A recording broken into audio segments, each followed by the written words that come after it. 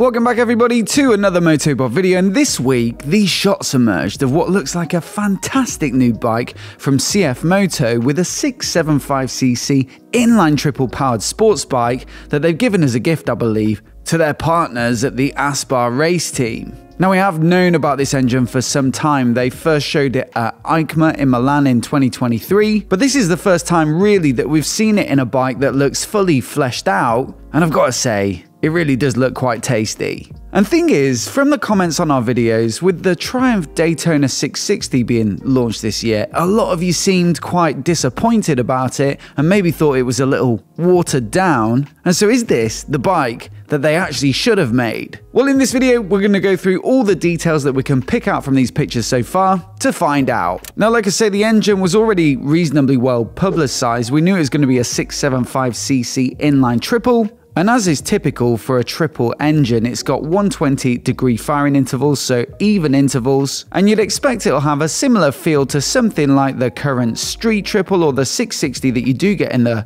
Daytona 660, and even to some extent the 800 triples from MV Agusta. In fact, 675cc's would make it the same size as the golden era of the Daytona engine, which was also used in the street triple 675s. And look, people really did love that engine. It's the mid-range and flexibility, still with a little bit of top-end revvy power, and also that lovely triple-cylinder character that has a nice bit of a bark to it as well. Now, as for power, well, they're saying that this engine is expected to produce over 100 horsepower with a peak of 12,300 RPM. And so yeah, maybe we can expect a little bit more than that, but it is down on what you'd expect from an equivalent engine from the likes of Triumph and MV. For example, the last generation of the Daytona 675, which I think was produced from like 2013 up to 2016, 2017, that made 128 horsepower at 12,500 RPM. And then over at MV Agusta, you know, in the RR models like the Brutale, they make 140 horsepower at 12,300, although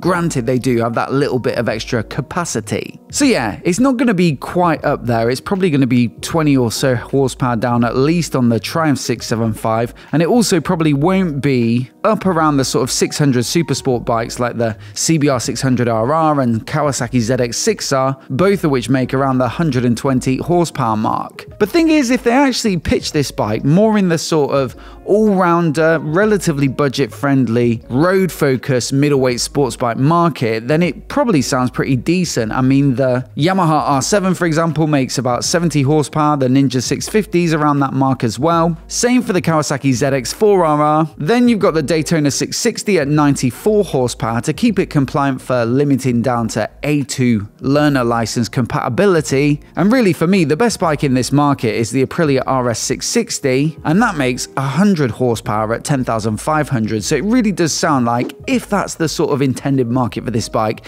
it really can be quite competitive. The other thing that CFMOTO are really keen to point out is that the engine weighs in at just 121 pounds or just shy of 55 kilograms, and according to them, that's about 10 pounds or 4.5 kilograms less than comparable designs from other manufacturers. So we should be looking at a competitive bike from a weight perspective as well, and for me, certainly for road use, that sounds punchy enough. As for the chassis, well, this particular one-off bike, like I say, is built for the Aspar race team, who are sponsored by CFMOTO and of course compete in the Moto2 Championship. And I guess it's no coincidence that that particular series uses Triumph's 765cc inline triple engine across the board. So it seems like this one is a bit of a prototype special, but it could be a good indicator of what's to come further down the line if they do, as expected, build a road-going production version, and that does seem extremely likely given that they've put all the time and effort into developing this new engine. Now, will it be quite as bling as this specific bike, which does look pretty tricked out? Possibly not. But even so, here's a bit of a rundown of what we can see so far in these pictures. The main thing for me is that it's built around an aluminium frame, so it looks like a twin beam aluminium mainframe. You've got a cast aluminium subframe bolted to the back of that, and then also the swing arm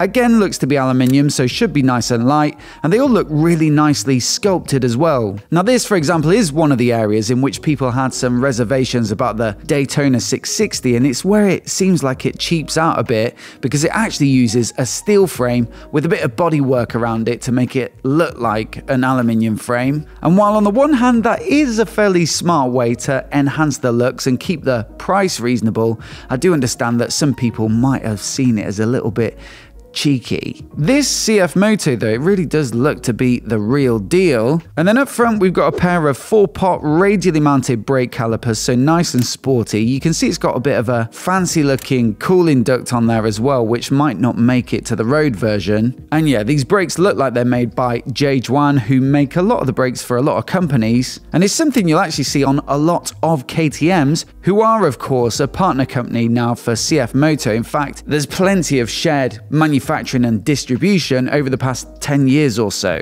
Suspension also looks pretty trick with an upside down fork that looks like it's got a low friction coat in there, which is typically the reserve of more expensive and performance orientated bikes. And then of course you can see a little bit of a monoshock at the rear there. There's no particularly clear photos of it, but I'd expect it'll be similarly high spec and also plenty adjustable for a racy sort of prototype like this. Now like I say, I'd expect a road version maybe would be spec'd down a little bit from this bike, but then again it does look like it's going to be a bit of a halo product for CFMOTO, and so of course they're going to want it to A, perform well, but B, also stand out from the crowd. Now another thing of note here is that it does look pretty aggressive in terms of the riding position, and that might come as a surprise because over the past decade or so there's definitely been a trend for manufacturers moving away from that nose down, tail up, super sport riding position to something a little bit more comfortable and balanced and slightly more easygoing, with a little bit of a lower seat height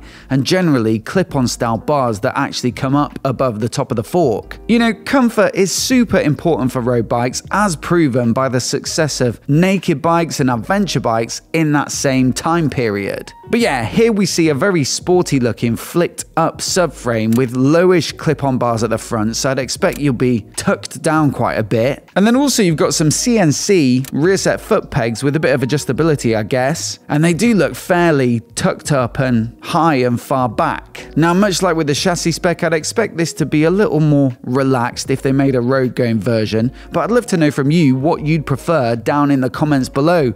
Do you like the look of something pretty focused like this, or would something a bit more chilled out actually be better for day-to-day use? I'm going to say as well, CFMOTO have absolutely been crushing it with the sort of design of their bikes recently. I absolutely loved their stand at EICMA last year in 2023, and there were plenty of great looking bikes to look at, like the 450MT adventure bike, which we're looking to get hold of as soon as possible for review, and also some of the naked concepts. There was a 125 and an 800, which I think was based upon one of the KTMs, and to me they looked absolutely phenomenal. They just seem to be finding their stride a little bit recently with their design style. It's really distinctive and consistently CFMOTO, but it's really gone up in terms of desirability, I reckon. Now this 675 for me is just another example of it. In this middleweight market, previously the best looker, in my opinion, was the Aprilia RS660, but I think, despite some similarities, this one runs it pretty close and in some ways looks a little bit more aggressive. I love that short, flicked up, almost Panigale style tail section. You've got a nice long looking tank and it pinches down towards the front for that sort of sporty, hunched over look. And I'd also say, I don't even mind the winglets on this bike. Generally they're not going to do much in terms of performance, especially at road speeds.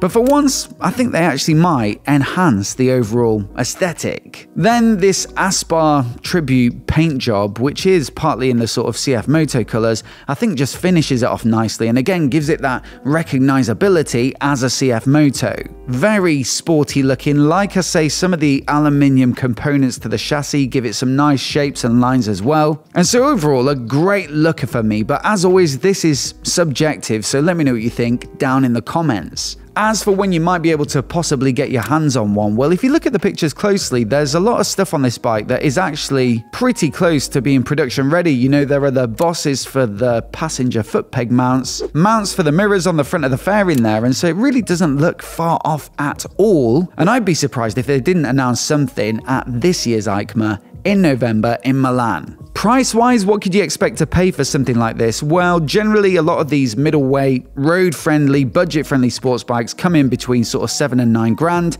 and then at the sort of top end, you're looking at something like the Aprilia, which is usually available for around the 10 grand mark because they're almost always discounted on the Aprilia website, and so that sort of region seems like a reasonable target for me, given that it makes similar performance figures, and it looks like it's going to get a fairly decent chassis spec. As always though, I'd love to know what you think of this bike, so do let me know down in the comments below. Does it look like your cup of tea? And is it the Daytona that Triumph should have built? Also, I'll leave my full review of the Aprilia RS660 on the screen now because I really enjoyed that bike, so do give it a click and give it a watch if you haven't already to find out why. Hit subscribe as well if you want to see more of the latest motorcycle news like this right here on YouTube. A massive thanks for watching today, and we'll see you in the next video.